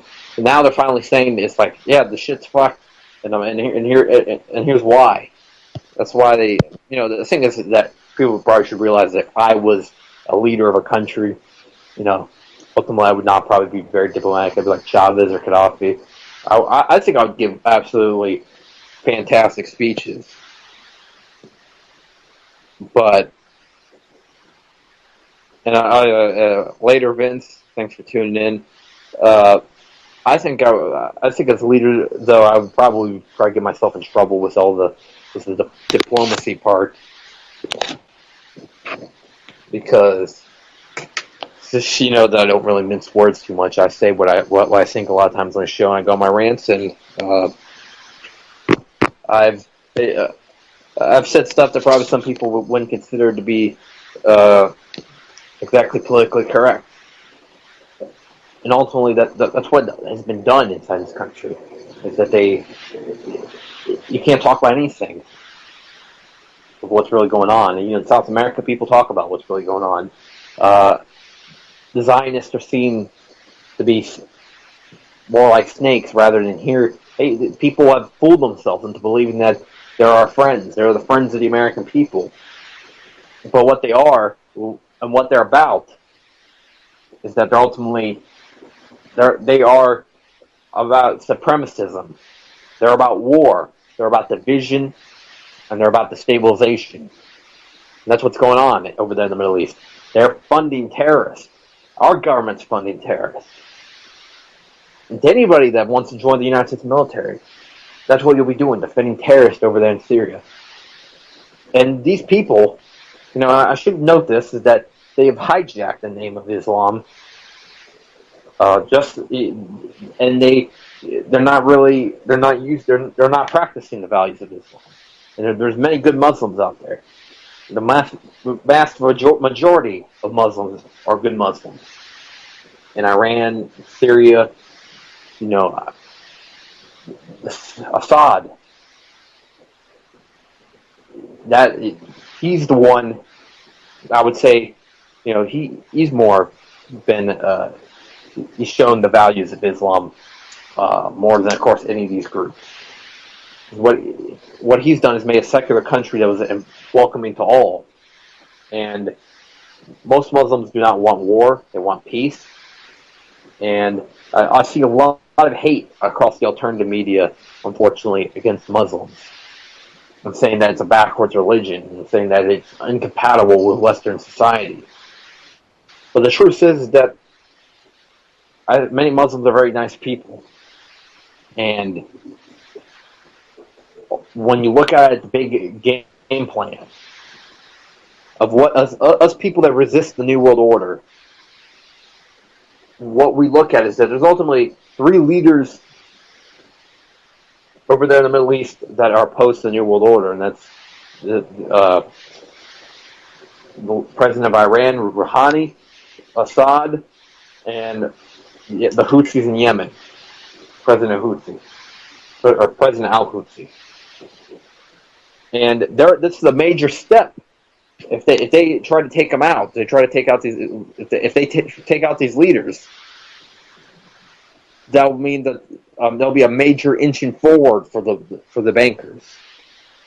Trying to take them out, there'll be a major inching forward for the bankers. They'll push them. Those right there are major allies of Russia, which is ultimately what they're trying to go for. Is that one day they're going to try to challenge Russia. The thing is, though, is the Russian bear is almost undefeatable. So they're going to go for Syria and Iran first.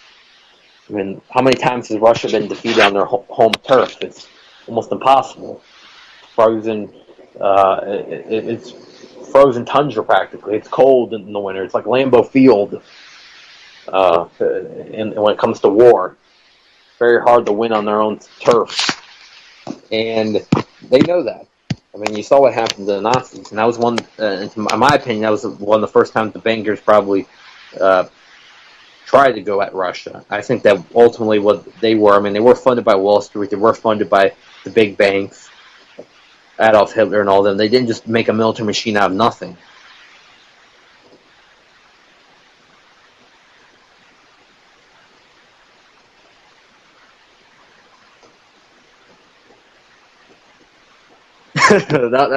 That's pretty awesome that somebody in the chat room. Gary Johnson, 2016. Come on, America.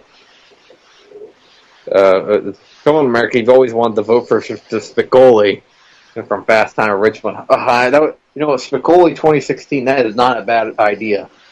I know he definitely legalized weed. I can't do a Spicoli impression. That's a pretty hard one to do. So Spicoli 2016. Who would be his running mate? We got to pick another cheesy 80s character in there. I mean, honestly, that's awesome because there's Spicoli, the character, a pretty cool character, and every time he gets on stage and does a speech, he'll do he'll have Led Zeppelin Kashmir playing when he comes up there. That's the song. That's how you be cool. And then he drives around the Camaro.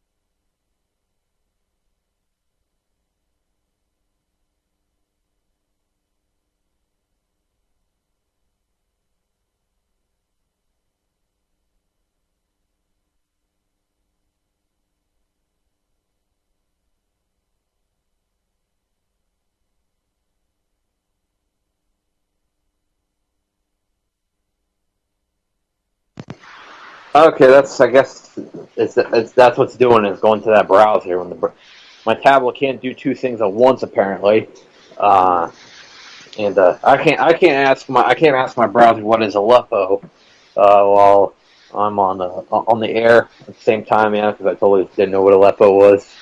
Totally had a Gary Johnson moment there. No, really, I don't know how that. I think that looked almost like staged. Like that was just us to make Gary Johnson seem like not a choice. Like by, he goes with what is Aleppo. Like in the way he said he just clueless. It was like what's that? There was that one meme that was the Trump.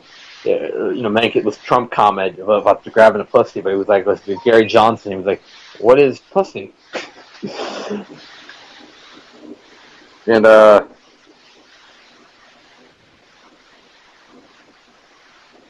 yes, Otto, I get the point. Trump said pussy. He also, remember that one time he said it also with Ted Cruz. Well, when somebody in the crowd said that Ted Cruz is a pussy, he said, "Did you just hear that? She just said it's a very terrible thing." And the way he said it, he said that he was a pussy. And then he also said, "Grab him by the pussy." So you use it in two different terms. See that right there, English lesson right there for the people learning English. Trump is Trump used pussy in the context of a coward / weakling, and also used it in the context of a vagina. Very interesting. Yeah. Well, we're already after 10:40, and should get back to my main topic of the show. So I talked about Spicoli, Sean Penn, all these my 80s ticket. The 80s ticket. We'll have Spicoli on there. We'll have I still didn't make. I gotta make a vice presidential pick on this. How about we have we'll have the we'll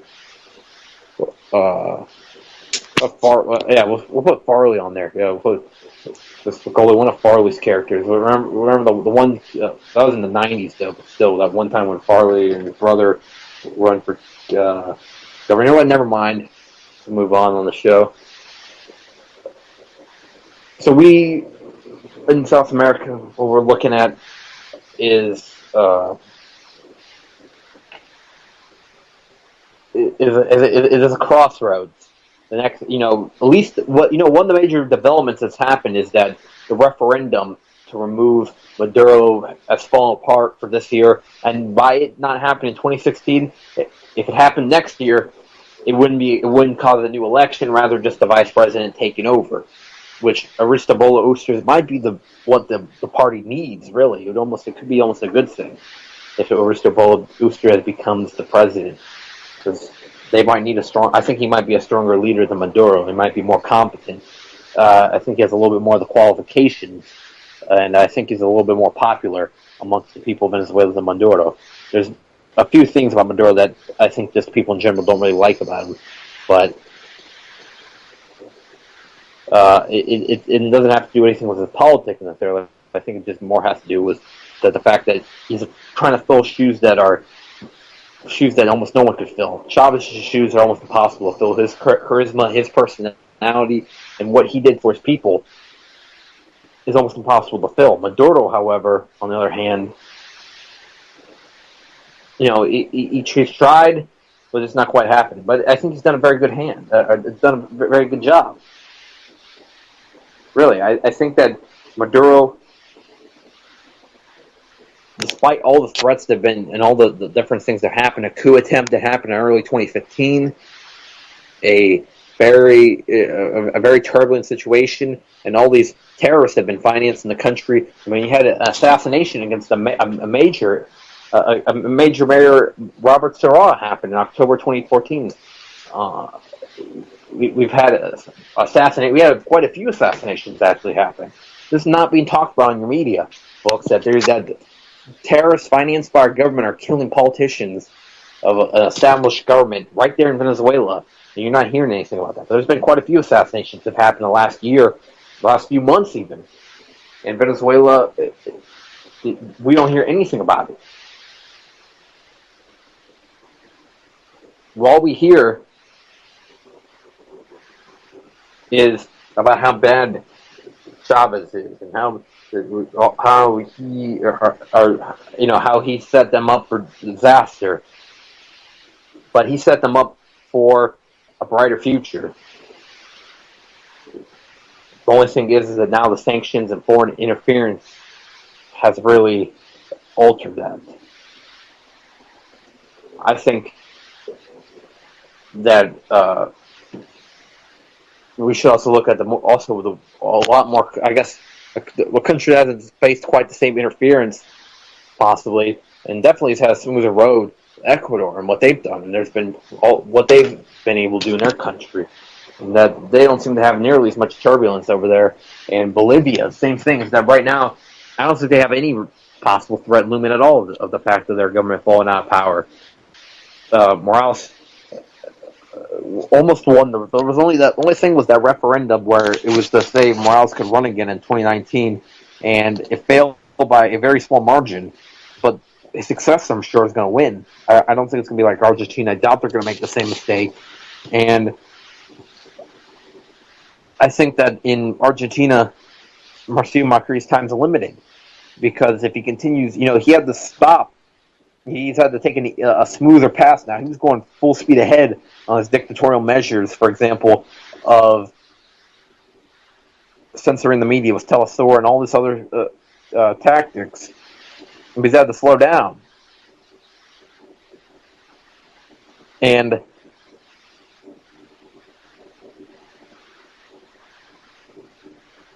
with that, the Argentinian people, I think, might be able, if he continues, I think they will possibly overthrow him. They're not going to allow another genocide to happen like what happened in the 80s with their dictators of the past. And I think that in Brazil, it won't take them long for them to get this major protest. When I'm talking about major protest, millions of people out in the streets will organize against Temer. They've already did that before the coup happened. And 2018 elections come up in Colombia and Paraguay. And I think in Colombia, there's a lot of people are very discontent with the politics, the status quo of now. And I think they might go to Robledo or toward a more pink-tide, friendly candidate. And then let's also look at Paraguay, is that they had their leader taken away from them. Fernando Lugo was the parliament. The parliament made decision to just like what they did in Brazil. Both were parliamentary coups. It was a parliamentary coup in Paraguay, the parliamentary coup in Brazil, and it was a dumbassery of an election procedure in Argentina and in Peru.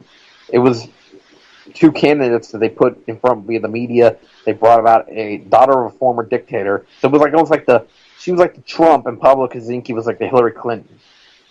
And to not have the daughter of a former dictator, they picked Hillary Clinton. They picked the Hillary Clinton, which is Pablo Kaczynski. Pablo Kaczynski is the dude's like a foreigner.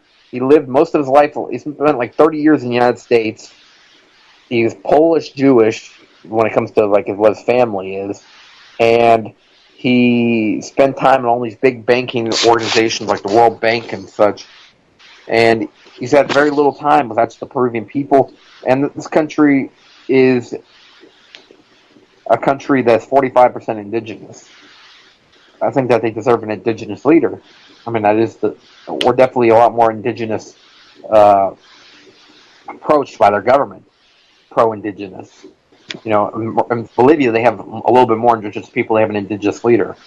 55% of Bolivia is indigenous.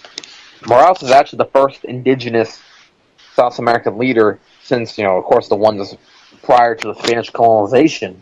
But since Spanish colonization, it's remarkable to believe that, but it's true. And that's one of the people that have been forgotten about by these right-wing regimes, and not just forgotten about, but killed, like what happened in Guatemala after the coup in 1964, when the United States government overthrew Jacobo Arbenez, and the United States government supported a dictatorship that took away guns and killed indigenous people.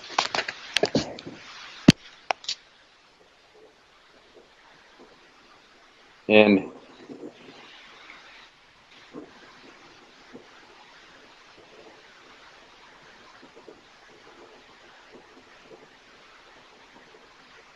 we see a big trend of that, of the Latin American right wing, Latin American fascists, is that a lot of times they don't even belong. They don't really belong anywhere near the leadership of the country. For example, for reasons of a lot of times they don't even have real connections to South America.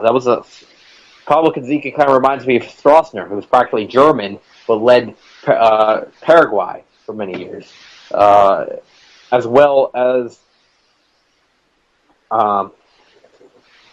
There's also the rumors. There's rumors that circulate in Venezuela that Capriles Radonsky is not Venezuelan by birth, and that he was actually from there was a picture that was going around. I don't think it's true, but there was definitely idea in Venezuela, which shows that there was a picture going around with a Colorado driver's license, and was Henrique Capriles Radonsky, whose family goes back to Poland. I think there's also another Polish Jewish family that ended up in South America. And Capriles Radamsky, he's, one thing that's came about, though, is that, the Latin American, the Bolivarian party inside of Venezuela might have became a little bit less popular, but I don't think Capriles Radamsky has gotten any more popular. And also the Ramos Alup, the current opposition leader, he became very unpopular. And the guy, he was one of the people that was involved in the Andres Perez dictatorship. And now he's this wrinkled up old hag that's now the leader of the opposition inside of Venezuela. That's what their leader is. That's what so they don't really have somebody that's very electable that can run in 2018. So that's a good thing. And I think that the PSUV will definitely have somebody a lot more electable in 2018 to face off against whoever they might throw out. As well, also the situation it's got Cuba, going to Cuba, is that now they're about to, in 2018, they're going to have a handoff of the power to their younger generation. They're going to give it to Miguel Diaz-Canel. Castro will officially be done out of power. And after ran the country that would be 59 years. Between Fidel and Raul Castro, there'll be Miguel Diaz-Canel, who was actually not even born yet when Fidel took over the country. But hopefully, he will make sure that Cuba never bends into the Rothschilds, and they'll continue to not have a Rothschild bank, and Cuba will remain with a strong alliance with Venezuela, and hopefully the opening up towards American tourism will not lead to the opening up, and of course by saying that's not going to happen, but that won't lead to American spies and much other American influence, but of course it's going to lead to that. That's why America's so glad to jump aboard this idea of allowing American tourism to Cuba, is because by allowing American tourism to Cuba, American interest, American business, American policy follows. They've tried for many years, and that there's 638 times. That was how many times they tried to kill Fidel Castro. That's how much they wanted to overthrow Cuban government. And I see a lot of people here in the United States who just regurgitate the same shit about Chavez and all them. Say Chavez is an asshole. Chavez was a dictator or whatnot. I remember people when Chavez died were glad to see Chavez die. I was one of the few people that actually, I actually, later on, more after he died, I voiced my support. I didn't, at the time, I wasn't so much open about my politics, even though I'd still had I had pretty much the same views, just that at that time, I still gave a shit what people thought, and I kept my politics a lot quieter. Nowadays, it's practically my life on social media to what I do all the time. I used to research back then, but now I research and I talk about what I research, because I feel like it's very important that American people find out what's going on in the world, what's going on in our country, that our country is being our country has been hijacked by by Israeli interests, and by the bankers. Political Zionism is another thing that we need to know about as people of the world. Is that political Zionism is not just this thing that goes on in Israel. It doesn't just affect the Middle East. It affects the entire world. It's the ideology, pretty much, of the New World Order. And the New World Order is not is not like what Alex Jones has made it seem like. There is definitely a Zionist part of the New World Order. It's something that pretty much everyone at the top of the New World Order believes in, and they believe that they are superior, and they believe, the Israeli government. They believe that they're superior. You hear what Mehmet Begin said, is that they believe that they're divine gods on this planet. That says a lot, doesn't it? They keep saying Goyim. They believe we're cattle, we're below human. They want us to be eventually just the labor units. and that's something that we shouldn't stand for. Political Zionism is something that you see here in the United States, you see in Canada. Now practically all their major parties are in favor of Israel. Justin Trudeau is in favor of Israel. You know, all these people were talking about Justin Trudeau is going to change things up there in Canada, and he's became another pro-Israeli, pro-New World Order candidate. He also said he's going to stand against Putin, which Putin is the major threat to Zionism, political Zionism. When it comes, that's the big standoff that seems to be going on really right now. It's political Zionism versus Russia. The media is going on and on and on about how Russia is this big threat. And I say they've shown so much restraint that they didn't go into Ukraine and that they haven't done anything in Syria. The fact is that the unfortunate thing is that Russia's going to have to watch its allies get destroyed.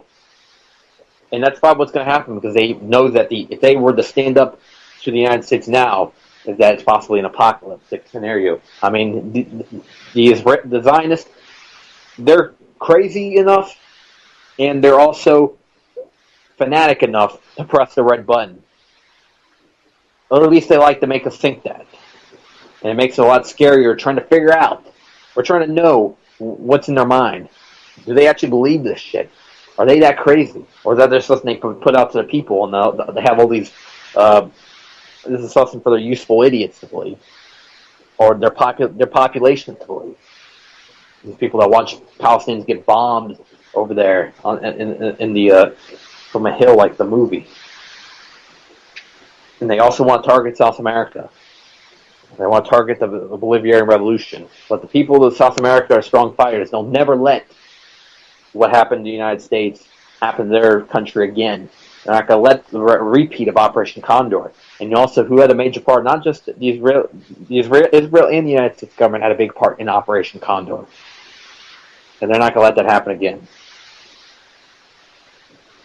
And no return, and nobody can stop it. Malcolm Little, when he knelt before Elijah Muhammad, that commented, kill the dinosaurs, changing the earth. They love to criticize, they always say I changed for the worse. Like prescription pills when you misusing them, nigga. The Templar Knights, when they took Jerusalem, nigga, and figured out what was buried under Solomon's temple, Al-Aqsa. The name is not coincidental. I know too much, the government is trying to murder me. No coming back like cutting your wrists open vertically. How could the serpent be purposely put in charge of the country? Genetic engineered sickness spread amongst me. My people are so hungry that they attack without reason, like a fucking dog ripping off the hand that feeds them. Immortal technique is treason to the Patriot Act. So come and get me, motherfucker, cause I'm not coming back. This is the point from which I can never return. And if I back down